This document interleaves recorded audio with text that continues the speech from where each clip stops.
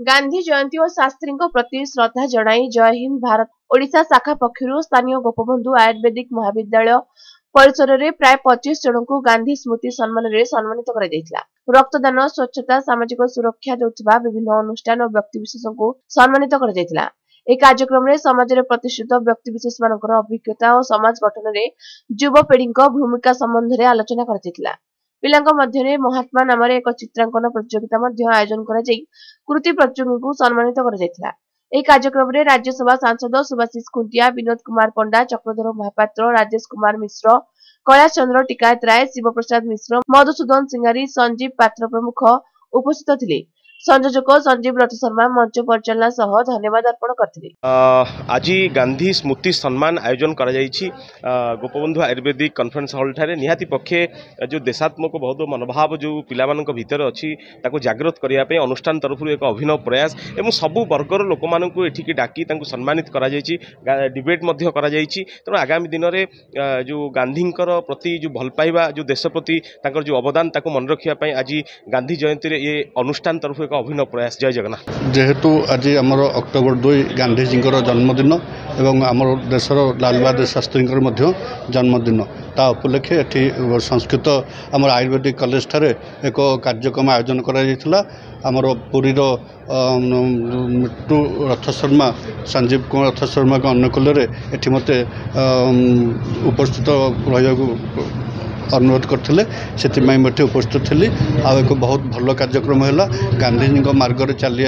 एवं गांधीजी जो देशवासी की जो आह्वान देते केमती आगामी दिन में समाज लोक मैंने ग्रहण करेंगे और समाज तल स्थल को केमती सब सरकार सुविधा जीव तापर सब आलोचना है और बहुत मान्यगण्य व्यक्ति ये उपस्थित थे बहुत भल भाव पुरी सहर विभिन्न अनुष्ठान संगठन कार्यकर्ता मैंने सामिल होते। देखु आज एक पवित्र दिन आम समग्र भारतवासी एक पवित्र दिन आम आमर जातिर जनक महात्मा गांधी को आम आज मन पकाउे एवं तांकर जो विचारधारा थिला गांधीजी एक मनुष्य नथिले सी एक विचारधारा थिले एक चिंताधारा थिले जहाँकर चिंताधारा विचारधारा धरी विश्व आगे चली आम राज्य एवं देश पाई एवं एक आह्वानर समय आसी पहुँची आम तांकरी विचारधारा तांकरी चिंताधारा रे केमिति आगो को जीवा एवं देश गठन रे आम सहायक होगा यह हूँ आज दिन आह्वान। देखो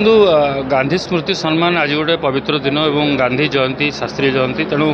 आज दिन टी समग्र विश्व पालुची एवं आम भारत वर्षर सब जगह पालुं तेणु आज एठार जो कार्यक्रम था एक निरा था कारण कुनि कुनि छोट छोट पिला महात्मा टॉपिक दि जाता जो टॉपिक से अति सुंदर चित्रांकन करते मूल्यांकन करने कष्टसाध्य होती कारण प्राय 100 रु ऊर्ध्व छात्र छात्री ए भाग नहीं गांधी प्रतिमूर्ति आम गांधी जो फिलोसफी ताकू पहुँचाई आम व्यवस्था करूँ तत्सहित सबुठ बड़ कथा आम आम पुरीर जो मैंने अधिवासी रही विभिन्न क्षेत्र में सुनामधन्य अर्जन कर किसी व्यक्तिविशेष को आज गांधी स्मृति सम्मान प्रदान करूँ एवं ये पुरस्कार पाइला परे प्राय समस्त बहुत गर्व अनुभव करुँच कारण गांधी